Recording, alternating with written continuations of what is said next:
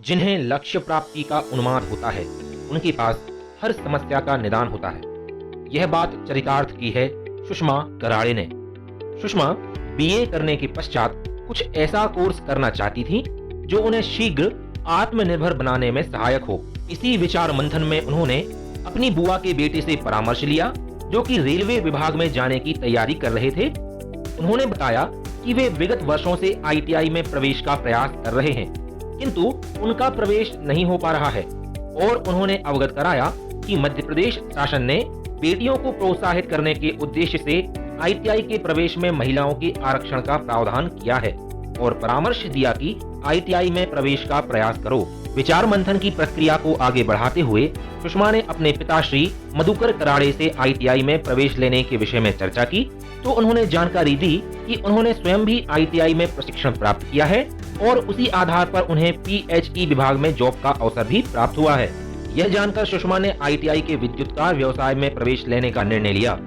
प्रवेश उपरांत सुषमा लगभग 12 किलोमीटर का सफर स्थानीय परिवहन के माध्यम से तय करती और बस स्टैंड से आईटीआई की दूरी, जो कि लगभग 4 किलोमीटर थी, उसे पैदल चलकर तय करती।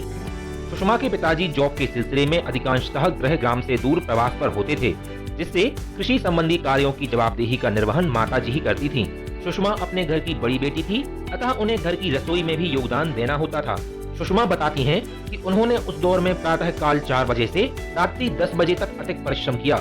सुषमा के प्रशिक्षण अधिकारी श्री नलिन तिवारी बताते हैं कि सुषमा एक लगनशील, कुशाग्र बुद्धि, परिश्रमी, कुशल नेतृत्वकर्ता, समन्वयक, जवाबदेह, अनुशासित और समयबद्ध छात्रा रहीं।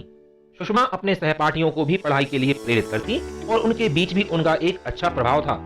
आईटीआई की पढ़ाई सफलतापूर्वक पूर्ण करने के उपरांत सुषमा ने बीएचईएल भोपाल में 1 वर्ष की अप्रेंटिसशिप की, जिसके पूर्ण होने के उपरांत भी सुषमा गृहग्राम वापस नहीं आईं। वे निरंतर प्रतियोगिता परीक्षाओं की तैयारी में पूरे मनोयोग से जुटी रहीं। अंतोगत्वा सुषमा का परिश्रम सार्थक हुआ और उनका चयन बीएचईएल भोपाल में हो गया। जॉब के आरंभिक दिनों में सुषमा ने अपनी कार्य अवधि के उपरांत आईटीआई उत्तीर्ण स्टूडेंट्स को आगामी प्रतियोगिता परीक्षाओं की निःशुल्क कोचिंग भी दी।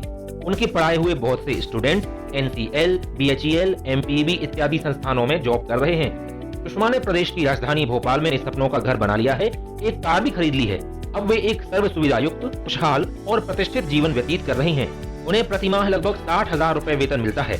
सुषमा के पति मनीष भी बीएचईएल में जॉब करते हैं। अपने जीवन को नया आयाम देने के लिए सुषमा ने आईटीआई और उनके योग्य प्रशिक्षण अधिकारियों का सहृदय धन्यवाद व्यक्त किया है।